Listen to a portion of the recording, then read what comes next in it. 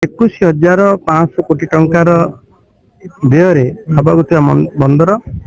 ଇଏ Gopalpur port Dhamra port ପରେ ବୃହତ ବନ୍ଦର ଭାବେ ପାରାଦୀପ ପୋର୍ଟ ବନ୍ଦର ଥିଲା ଯାହାର କି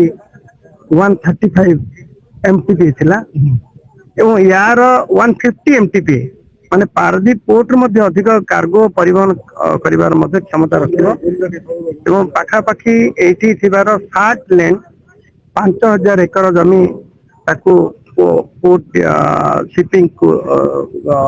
ଡିପାର୍ଟମେଣ୍ଟ କୁ ସ୍ଥାନାନ୍ତର ହେଇସାରିଛି ଏବଂ ଆଉ 1,741 ଏକର ଜମି ସେଟା ମଧ୍ୟ ଆନ୍ଧ୍ର ପାଖରେ ଆନ୍ଧ୍ର ଅଞ୍ଚଳରେ ଅଛି 60 ଲେନ୍ ତାର ମଧ୍ୟ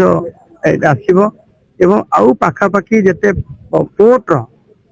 ପାଖ ରିଜନାଲ ପୋର୍ଟର ମଧ୍ୟ ସୁବିଧା ଲଜିଷ୍ଟିକ୍ ସୁବିଧା ପାଇଁ ମଧ୍ୟ ଆଉ 1,741 ମଧ୍ୟ ଲ୍ୟାଣ୍ଡ ଇକ୍ୱେସନ ହବ एउटा बृहत परिकल्पना बृहत बंदर योजना मीटर ये जो जमी गुड़ाक अच्छी 50 मीटर रे हाईवे कनेक्टिविटी रहउची ताटू लेस देन ए किलोमीटर रेलवे कनेक्टिविटी रहउची एवं जेते एटा मल्टी मॉडल ट्रांसपोर्टेशन बाबद रे मध्य एटा नेचुरली गोटे